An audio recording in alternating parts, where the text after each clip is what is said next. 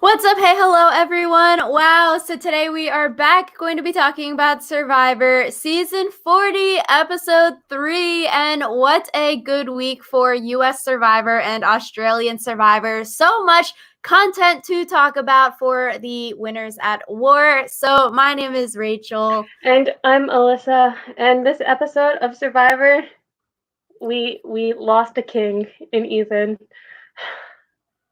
I miss him so much. It was a good episode, I think, like editing wise, content wise, everything, but a sad day when Ethan is voted out as collateral damage. So cute. Yeah, it's real sad because he was like, oh, I just want to make it through this vote, and then he didn't.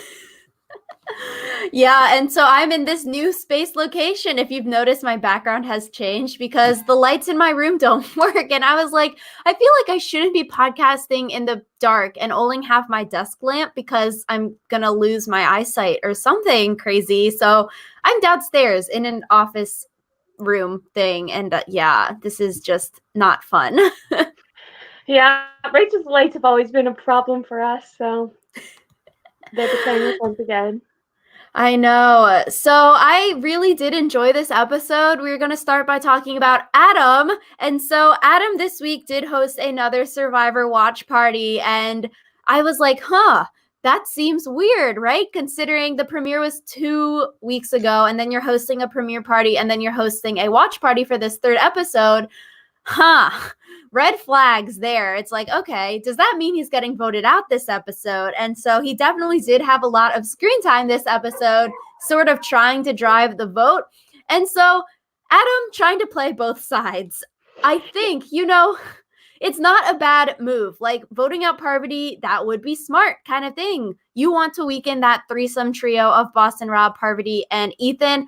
I think trying to play all the sides like this is not going to work on an all winners season. Maybe on a newbie season or fans versus favorites, if you're with a bunch of people who don't know how to play the game, something like this can work because we see people do want to maintain their relationships with the other people that are aligned with the person that you're trying to vote out, because then you can pull them in after the fact. Like, you want to keep those relationships. Makes sense.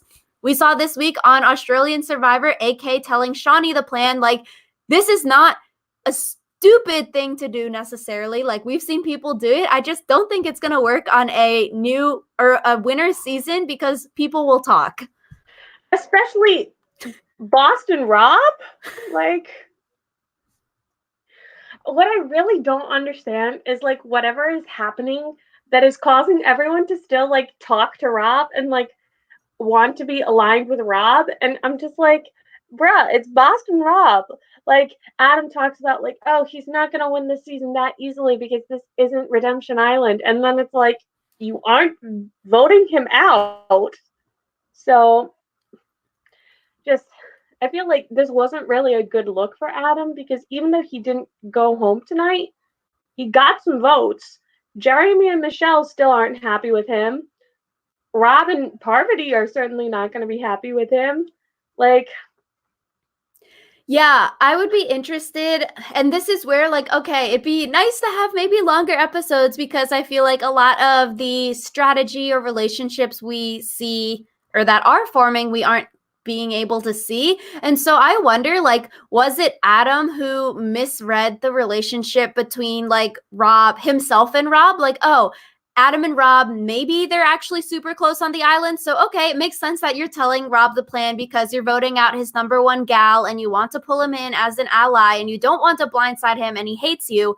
Makes sense. Similarly with like Adam and Ethan, they have the connection and stuff like that. So, like, is it Adam misreading the situation or is it Rob and Ethan just being like really good at the social game and they're just amazing at playing you in the fact that, like, okay, we're friends, we're buddies, but like Ethan said, Parvati is Ethan's number one, and sort of laughing at Adam, like, why would Adam tell me that kind of thing? So I would be interested in knowing, I feel like, more of that information because it seems from the edit, it's like, oh, Adam, what a big goofball. He doesn't know how to read people.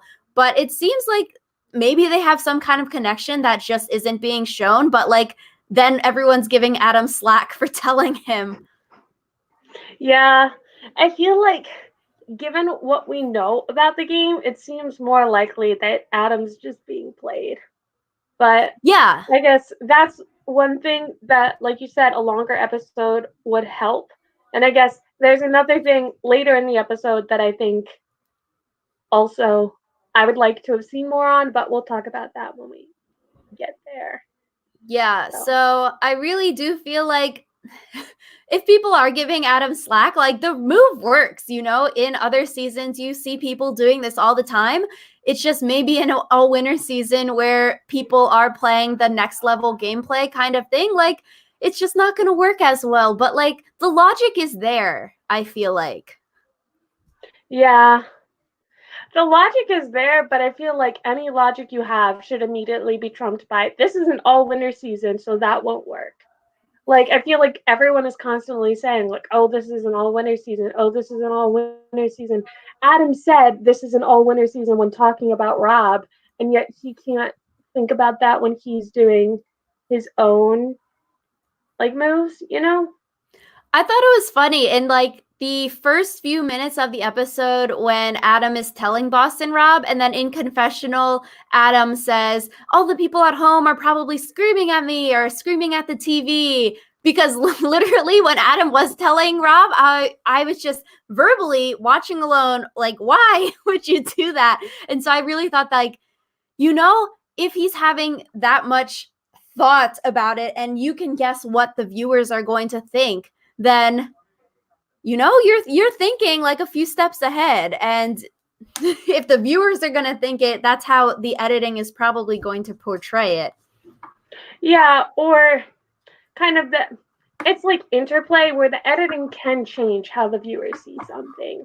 So maybe this is like part of Adam's larger storyline where he didn't get voted out tonight, but he's gonna get voted out soon. And we're starting to see like the flaws in his game that are leading up to that vote out.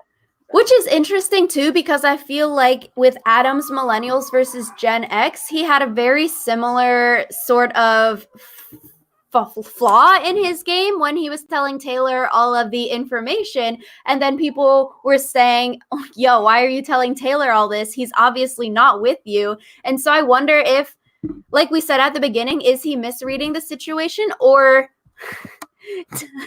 is he just like this? Yeah, and I guess we'll never know. Or we won't know. Maybe we'll get more insight next week. Who knows? Because sometimes after a vote doesn't go people's way, they'll come back and be like, I misread this situation entirely. So. Yeah, so going into the vote, Denise has now lost 3 of the 4 challenges. After the premiere episode, everyone was saying, oh my gosh, you know, Denise's losing streak is over. But no, Blue just is sort of worse than Red. Even this puzzle challenge was cool and it was close, but yeah, I don't know. It's not looking too hot next week for Blue. And so it's sort of like the Stephanie thing in Heroes versus Villains when James wanted to target Stephanie for quote unquote being the bad luck, like all of her tribes always lose. You know, they should vote out Denise because something's wrong there. Why do all of her tribes keep losing? Yeah, and it just seems really strange because, like, when you look at the people on their tribe, they're not at an obvious disadvantage. Yeah. Like, they have Jeremy, they have Ben, and, like, even Rob isn't that, like, bad of an athlete. And when you look at, like, the Red tribe, eventually Sandra is going to have to compete. And, you know? Stick her in all of the reward challenges only. So then she sits out of the immunity challenges. But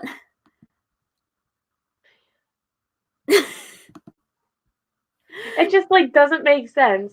But I hope that's not their reasoning for voting out Denise. So no, yeah, I feel like in Heroes versus Villains, the whole James using Stephanie's name and just saying that, it sort of seems like a cop-out when you're trying to pick someone to vote out. But, you know, whatever kind of target you can give someone makes sense if you can put some kind of target on their back. So this episode, I really enjoyed because I think Jeremy and Michelle were the MVPs of this episode. The move like flipping the vote that they created was really good. And so at tribal council, when the votes are read and it's a 4-3-1 split, I was like, oh my God, this is actually genius, because Adam's plan of voting Parvati did not work. So you sort of scare Adam, you teach him a lesson for trying to play all of the sides, and then you bring him in because you're like, yo, dude, you can't do that. So we had to sort of blindside you in that way. You weaken Adam because you're also voting out Ethan, and Ethan and Adam have that connection. And then you weaken Boston Rob and Parvati by voting Ethan because they have that trio alliance, but you also keep the big dogs around in the game because no swap next week, which I was like, why is the swap not happened yet? Because going into this, you would presume it would happen at 18. It's not happening at 16 or 15. And I was like, it's got to happen some of these times soon. And so keeping Boston Rob and Parvati is smart because they would be an easy first pick if this tribe swapped into 5-5-5 into smaller groups, because you're like, why would you'd want to vote Boston Rob and Parvati out then, or like the first merge boot something. They're easy targets. And I guess if you want to add something, and then we'll talk about why Ethan. I think I'm still kind of on the fence about like the move in general, because like I see why it was a good move, but I also feel like the easiest way to punish Adam for trying to play both sides is just voting out Adam. But yeah, I thought Jeremy and Michelle's move was really good in that sense, because it does like weaken a lot of people, but I think it's also Adam's reaction to what happens, I think, will determine how good of a move it was, I guess. Because if Adam was like, oh, that was super cool, blah, blah, blah, then he's fine. But if it was like, oh my God, how did you do this to me, blah, blah, blah, then it's not going to be as fine, you know? So. Yeah, because just watching the episode at the beginning, I was afraid for Adam because he was getting a lot of like sort of negative screen time. But after we see Jeremy and Michelle saying that they want to still vote like one of the Parvati, Boston Rob, Ethan trio out, I was like, okay, they are not going to vote Adam out, because yeah, sure, he's trying to play all the sides, but like Michelle and Adam have a very strong outside of the game connection. I was like, no way Michelle is going to vote out Adam this early in the game when you could still use him later on. And so, yes, but like scare him right now, weaken him by voting out someone he talks with, and then also weaken the trio old school alliance. And then I think, like, the vote probably switched off of Boston Rob and Parvati. I wonder if it's because Jeremy knows that things can be sent from Edge of Extinction to the game island. And since Jeremy got something, maybe Jeremy thinks that Amber sent Rob something. Like, that would be some next level thinking. It wasn't on the episode as to like why the vote switched off of Boston Rob and Parvati, but I think if we did see like a secret scene or something like that, that would be really cool to clarify like more reasoning behind the vote switch, because it would make a lot of sense. I wonder if Jeremy told maybe Michelle or other people like, you can get gifts from Edge. They don't know that only one person can scavenger hunt to find the gifts and then you send it, but Jeremy at least knows like advantages can come from Edge. So maybe that's why they didn't vote Boston Rob or Parvati, because they would think Boston Rob maybe has an idol. He could play the idol on Parv because they're super close. And I just think, damn though, I like the move personally. I think it was a good move for Jeremy and Michelle. And it's cool too, because even in Michelle's like ET Canada interviews beforehand, she wanted to play more cutthroat. And I'm glad that she's getting sort of the airtime that she deserves with these moves. Yeah, and I think the point about Edge is really interesting, just because also I feel like it's slightly easier to track who has idols if an idol has been found like on a beach or something, because it's like, oh, I know that if someone in my alliance has the idol found at the beach, I know no one in the opposite alliance does.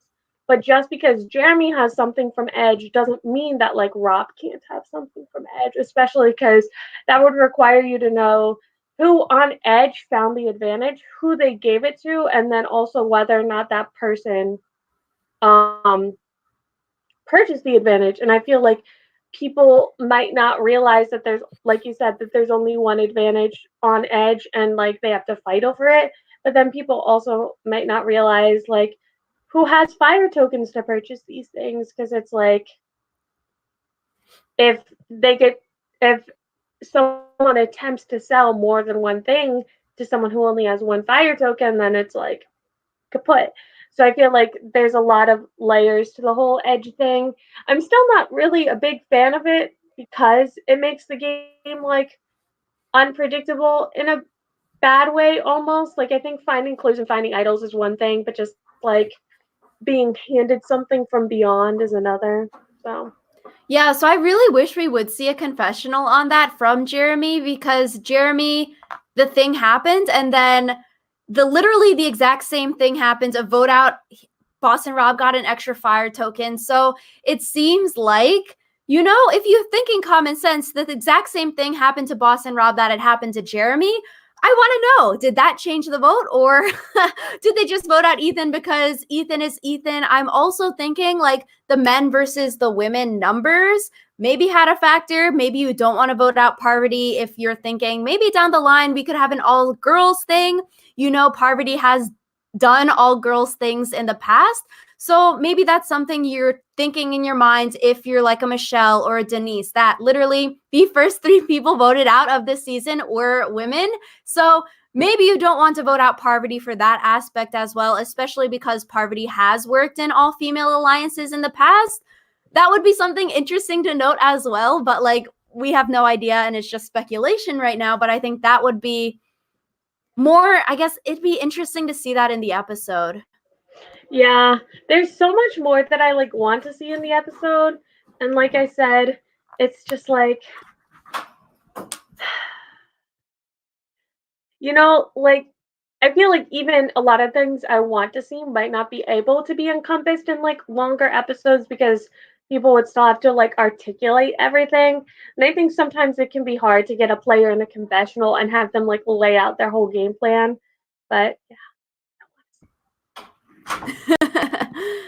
Yeah, it feels bad for Ethan because literally it's the thing where you have your target, you have maybe the person that they would be willing to play an idol for in Parvati, then you have to just keep going down the ladder of command to someone that's in the person's alliance, but like they're not really maybe that influential or that into be willing to be given an idol to, and that at this point in the 3-person alliance is Ethan, which is very sad because Ethan hasn't played in a while, but I guess it's smart because Ethan, if he did make merge, would literally be so golden. Alyssa and I have talked about that in all of the preseason stuff. Like, why would you want to vote Ethan out? Maybe okay, after final 8, yes, because you can't let him get to the end because he has the good story and he hasn't played in so long, so like overcoming all of that. But damn, it just feels so bad. Like he didn't really do anything wrong, but aligning himself with Boss and Robin Parvati. and you could even argue that's not something he did wrong. Like, who else would want to align with him? Like, not to like crap on Ethan, but I feel like it's normal to align with people who already have relationships, Boss and Rob, and people who like see the game in a similar way to you. So like old school players.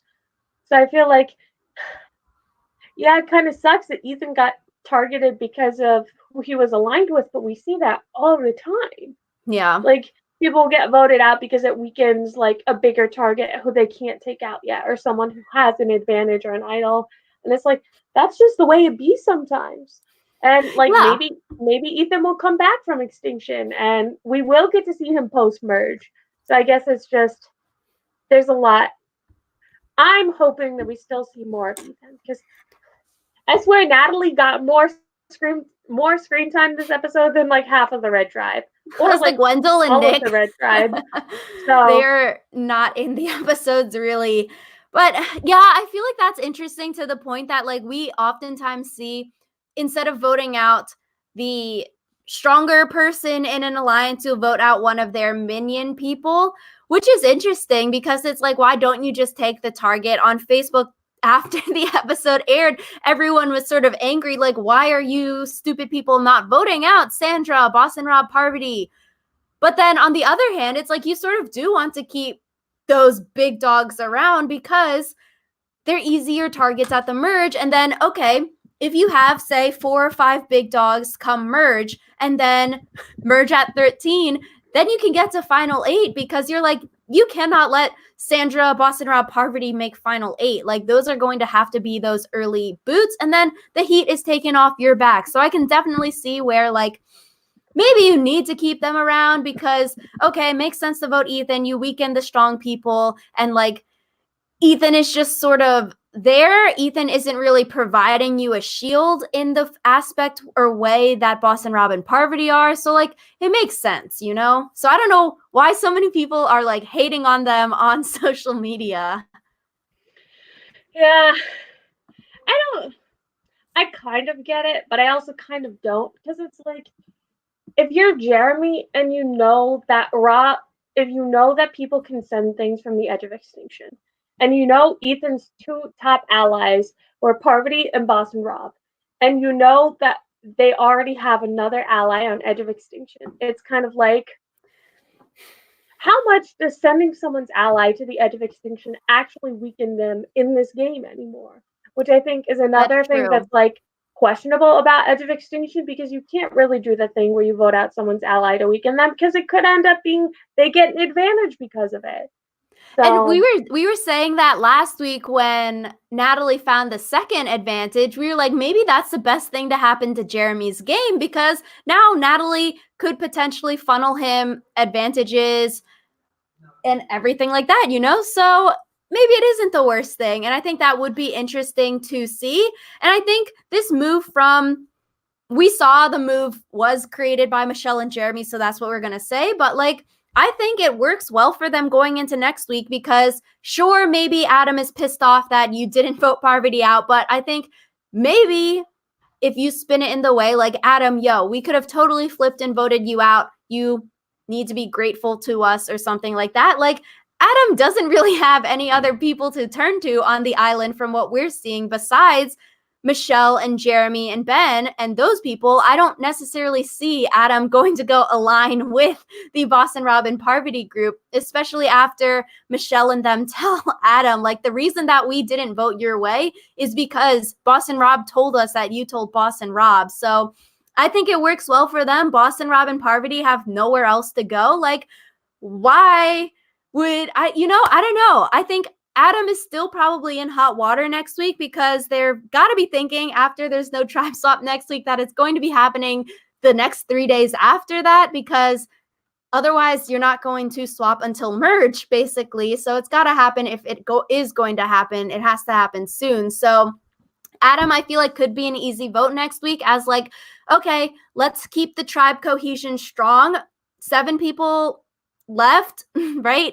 Let's just vote Adam out and we'll keep the tribe cohesion strong because like they were afraid of rocking the boat this time. Next time, voting out Rob or Parvati, maybe that also is rocking the boat right before going into a tribe swap. yeah, and I think it's possible that Adam could go back to Boston Rob and Parvati, because it's like, I tried to go against you guys and that kind of screwed me over and almost got me voted out. So I'm just gonna be a good little underling until the merge, and then I'll get you out when we're at the merge or when we swap. And I think that's a possibility, probably not a strong possibility, just because now they're also in the minority. Yeah, But I and think, Boston Rob and Parvati voted for him. So I don't know if you're him, would you go with the people that voted for you or the quote unquote people that saved you so graciously? but the people who saved you are also the people who neglected to tell you the plan. And I feel Yeah. like in Survivor, a lot of times people are more butthurt about being left out of the vote than they are about actually being voted for. Yeah, So I can get that. I think it will be interesting to see next week. Low-key scared for Adam because I still think he is in hot water, especially with no tribe swap and Blue is probably going back to tribal council. And I just wonder, so at the top of the episode as well, we see Adam gave Denise back the other half of the idol. So now Denise has one whole idol and Adam has not a half of an idol anymore, which I can see as like, okay, a good move for trust. But overall, I wonder if it's a bad move because Denise can totally flip on you this week, next week, any week, which I think could happen. Like, what is Adam giving Denise now that he gave her back the idol? Like, an alliance or partnership? Maybe not, because now we know that Adam is willing to try to play all the fields, and you can't really tell him things in good faith because he might go tell other people. Like, you're sort of outed as like squirrely. And so I don't know. I feel like if I were Denise, I'd want to vote Adam out because that's one less person that knows you have an idol. Similarly, why don't you would want to vote Ben out because then all the people who know you have the idol, if you know that you can't work with them anymore because they are untrustworthy, like better to vote them out so they can't be telling other people that you have an idol. Yeah, and it's like, in giving back the idol, you lose any leverage you have. Yeah. And like you see how like in Brains Beauty Brawn, when Ty like didn't give back half of the idol, that like changed the game.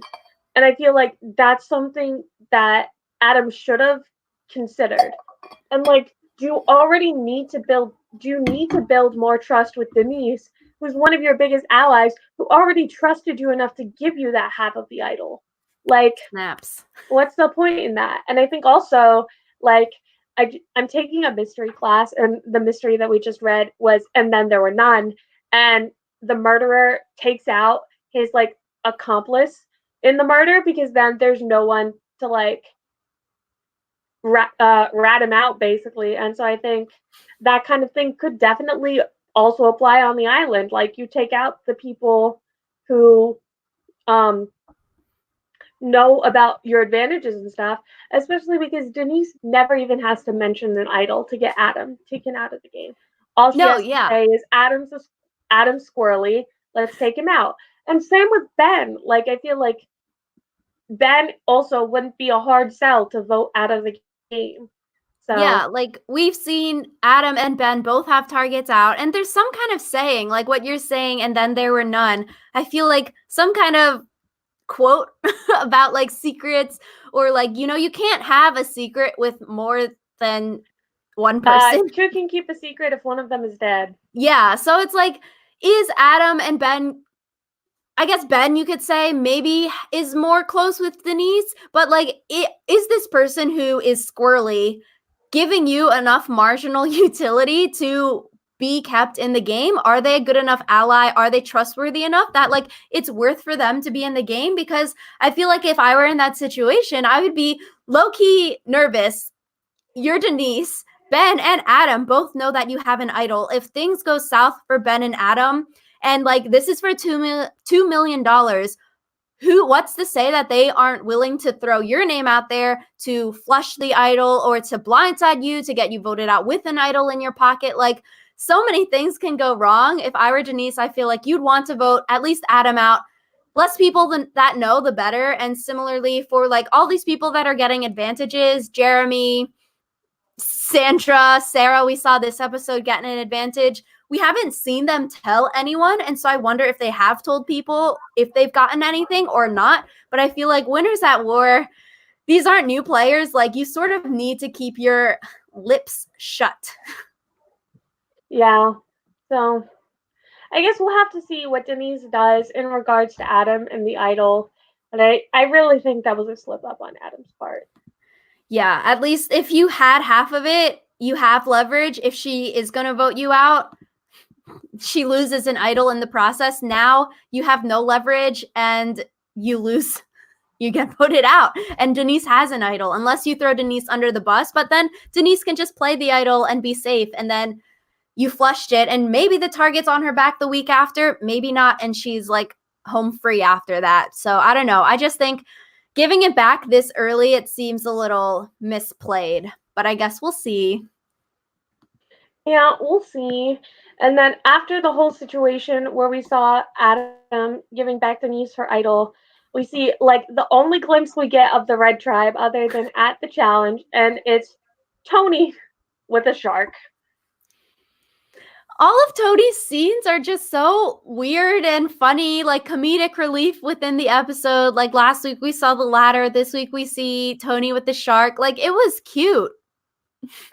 Yeah, I really wonder what they're trying to do with Tony's edit here because I feel like he's getting a lot of content, but none of it is game related. True. Like, what's going on with him?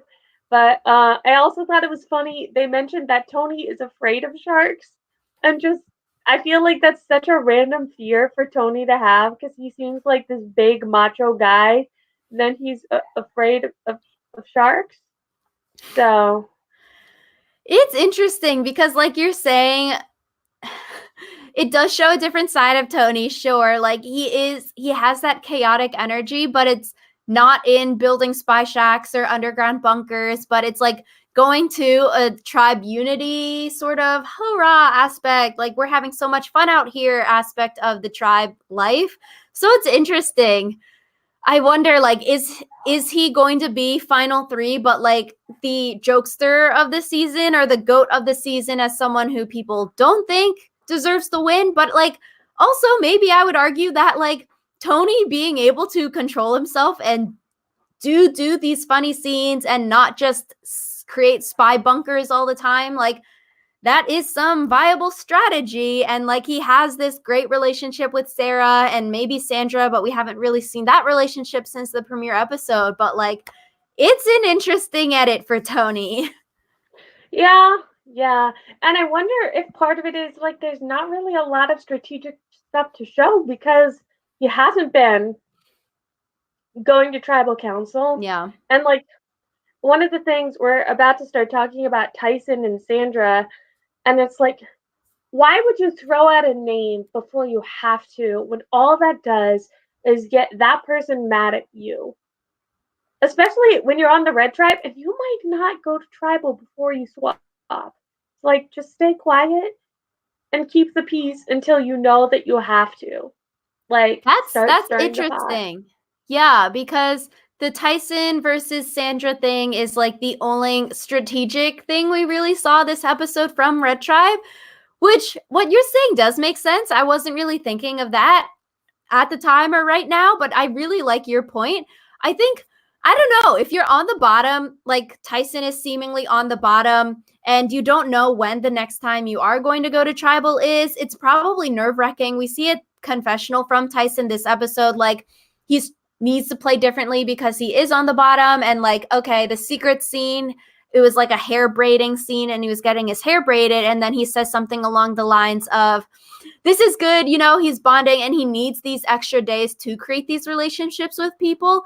So I wonder if it's different. Like, okay, if you're someone like Sophie and Yule who are probably sitting pretty comfortable in this tribe, like no reason for you to go stir the pot and throw out a name. But if you're on the bottom, maybe it is a smart idea to start stirring the pot, because with 3 days, a lot of things can change. With 6 days, however many days before you go to your next tribal council, Tyson needs to do something so he doesn't get voted out of the game, and maybe dropping these seats could get other people on board to vote Sandra out, which is sad because it doesn't look like it's working. And I am scared if Red does go to tribal next week that Tyson could be on the chopping block.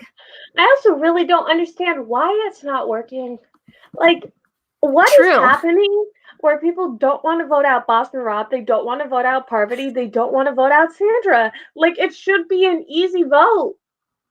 Yeah, you know, especially because it is getting closer to merge. Like, you want to start voting out these big dogs soon, but it's like Yule tells Sandra that Tyson is coming for her, and then Yule says in a confessional that Sandra is good for like team morale, for momentum around camp.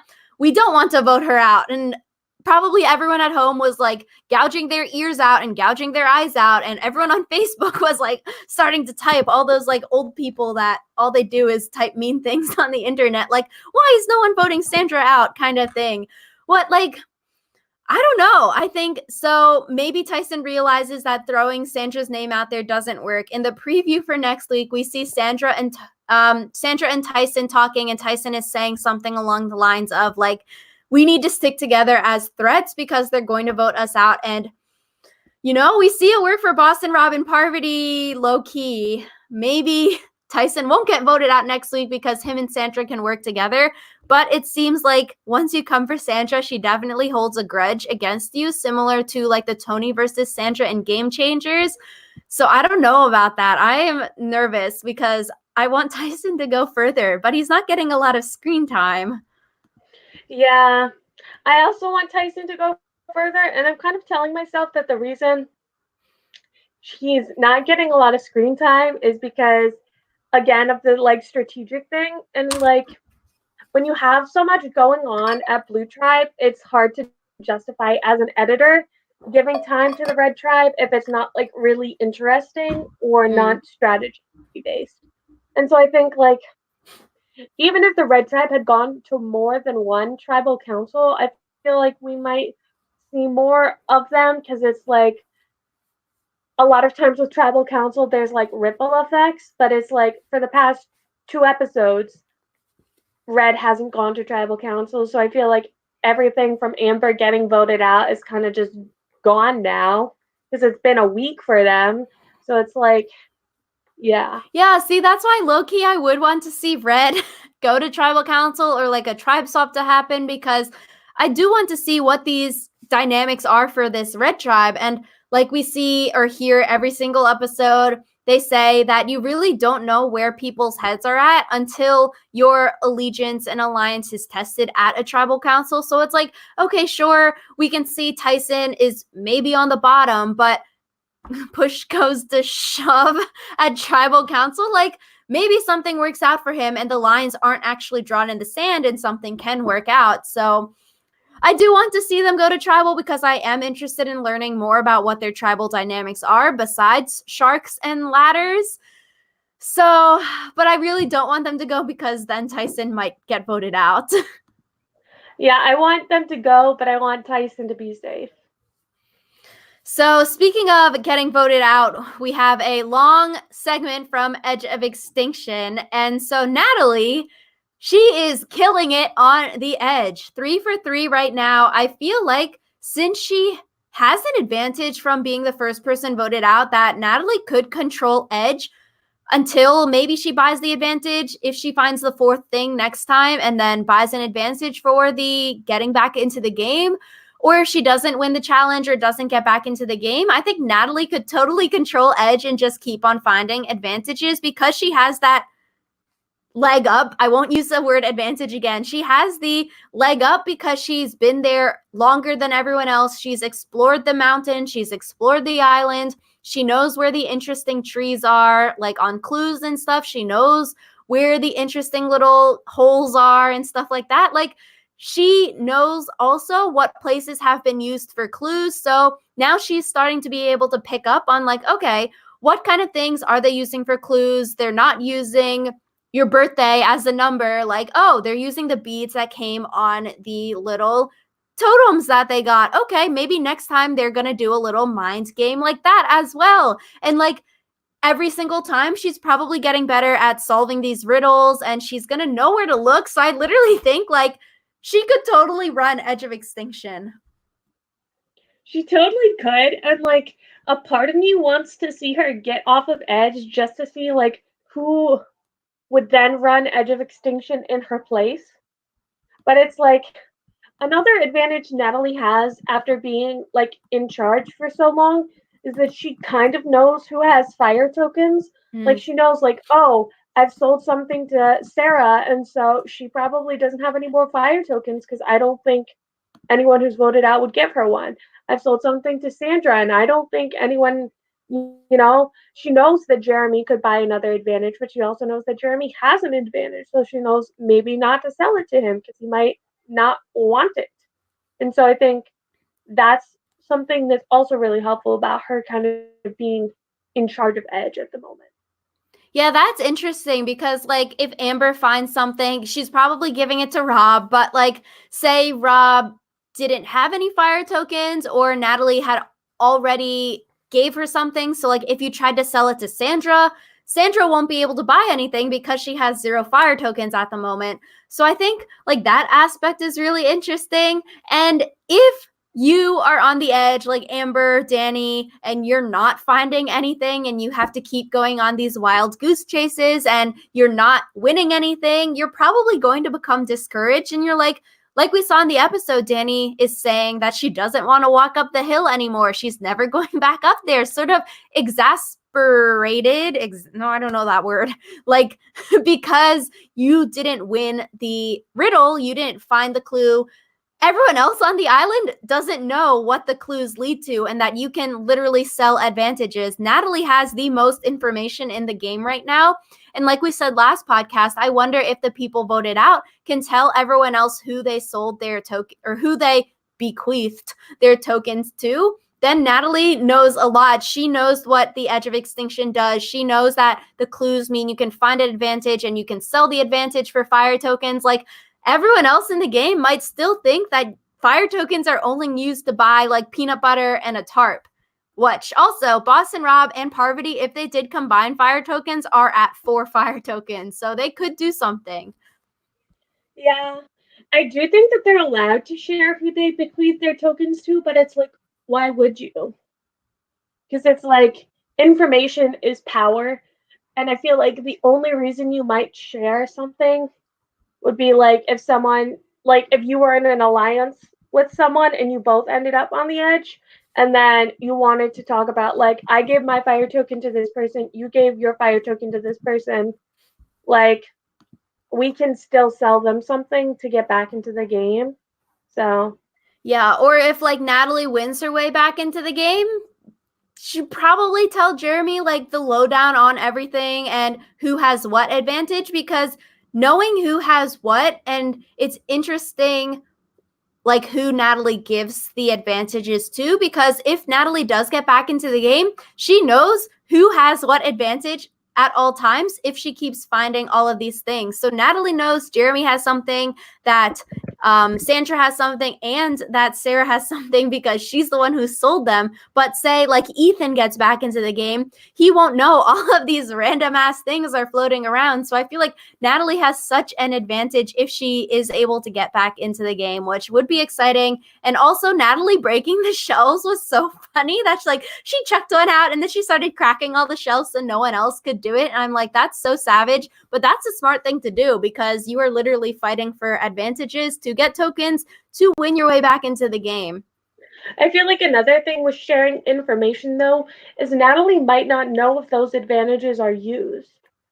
So I feel like that's part of the reason you have to like make nice with people coming onto the edge, because someone might be like, dude, tribal council is so crazy. I got voted out because Sarah used to steal a vote. And then Sarah doesn't have that anymore. Whereas like if you come onto the edge and something crazy happened at your tribal and you don't say anything about it, maybe then Natalie gets back into the game, assuming Sarah still has a steal a vote, and like plays the game under that assumption, and then is wrong and bad things happen because of it.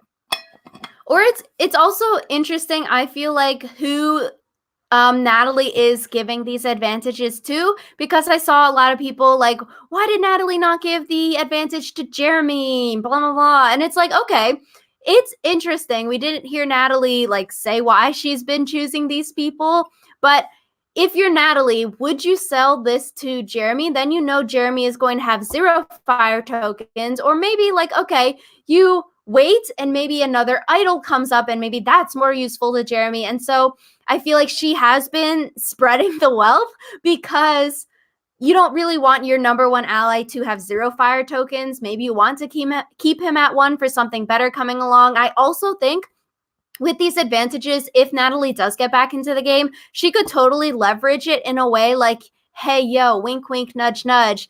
Did you get that like gift I sent you? I really want to work with you. And use these advantages sort of as a way to create alliances. Like, yo, Sandra, I really trust you. Like, I want to be in your alliance. That's why I sent you this idol. Like, I know we can be cool, kind of chill like that. Or it could also be the fact that, like we were talking about Adam and Denise, was someone knows that you have an advantage. Maybe you want to vote them out with it, kind of thing. So it could go either way, but I think Natalie is giving these advantages to the big dogs in the game. And so they are the people that would probably be willing to pay for the advantage because they're the people that she thinks maybe are going to get targeted on the tribes.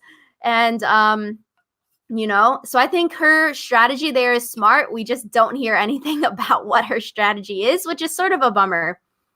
I also feel like I kind of expected her to figure out who Jeremy's allies were and then try to give them advantages. Because it's like, yeah, she doesn't know who he's aligned with now that she's off the island, but it's like, you can just like ask Ethan and then use that because it's like if you give, I feel like I said this before, but if you give Jeremy's allies advantages, that puts him in a better position, especially if he's really close allies with them, because it might be like, my idol is your idol type thing. So Yeah. And then I guess it's like also risky by doing that because they could always sort of bite you in the butt and flip on you with the advantage. Like alliances won't last forever. And so maybe that's why Natalie has given the other things. Okay. The Sandra one she had to because it was the losing tribe and then Sandra's tribe lost.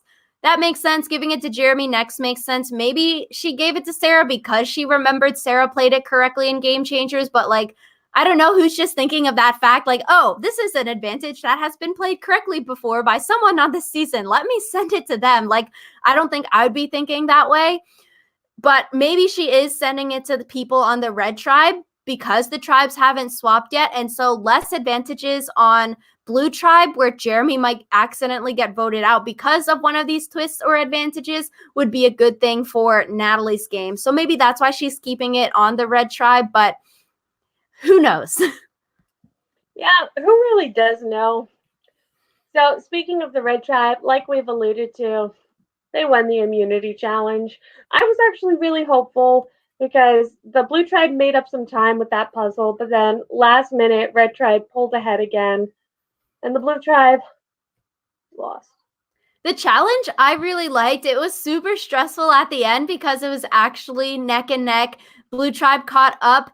Seems like red tribe just dominates at these challenges. Lucky for Sandra because I think if her tribe started to go to a lot of tribal councils, I think she could easily be getting voted out as a weak link of the tribe because obviously everyone knows that she probably isn't going to be winning you any immunities anytime soon. So it's probably really lucky for her that her tribe isn't going to tribal council so she can make it to a swap or the merge since it is coming up shortly.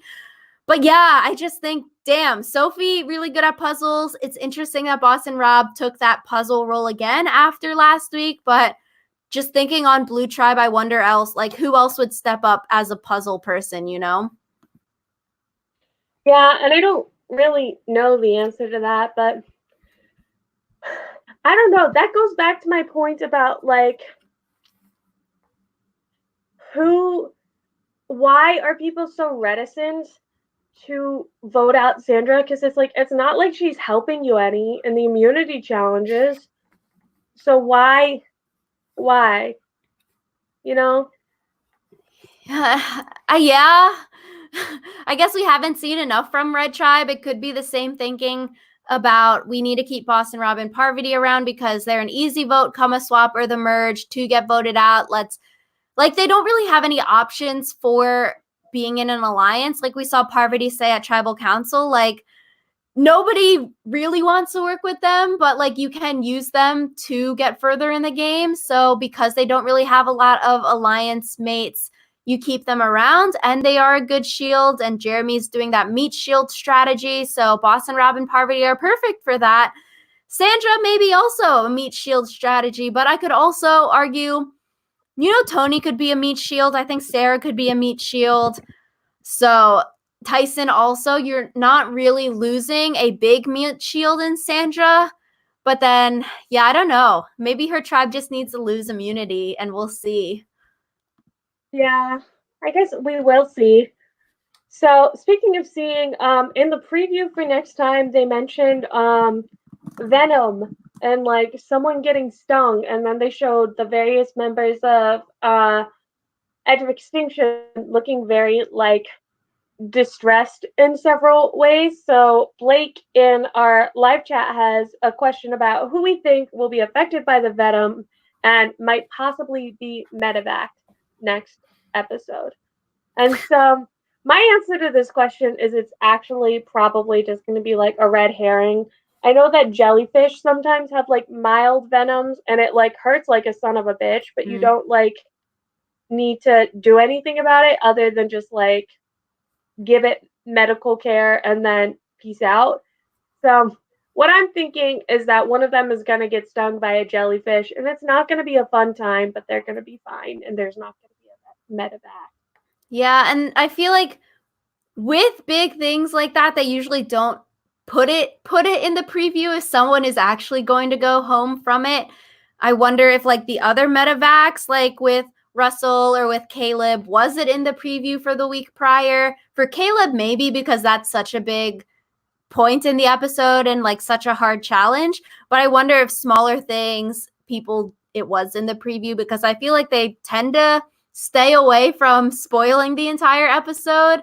Because if there was a medevac similar to like David versus Goliath, they might not go to a tribal council. But if it's on edge of extinction, then it doesn't really matter because they're not going to be going to tribal council anyways. Yeah. I just I feel like it would be so hard to be medevaced from Edge because it's like A, you don't get to be on the jury, and then B, like you never get the chance to come back from the Edge, so it's like you're miserable this whole time for no reason. You get to go But to Australia alone because no yeah, one else will quit the game. So it's just you and the producers and handlers like taking you to Australia alone. And I wonder if that'll be fun or like super depressing because you have no one to hang out with. yeah. Who knows? But I'm excited to see that for next time. Like I said, I don't think anyone's gonna go home just because they never show medevacs if they go home. Like they never like tease medevacs if someone actually goes home. But Yeah, it's more, I feel like rumors, like people rumored that Terry Dietz was going home, stuff like that when people do leave the game. So yeah, I am excited, but also scared for next week because I messaged my friend at the start of the episode, like the stakes are so high because the people we like are on the chopping block. And it's like, this is stressful to watch. It's like nervous at tribal council. Who's going to go? So it's fun, but it's also a stressful 1 hour experience every week. yeah, and so I'm gonna throw this out there. I hope that Red goes to tribal council next week so we can see more of them.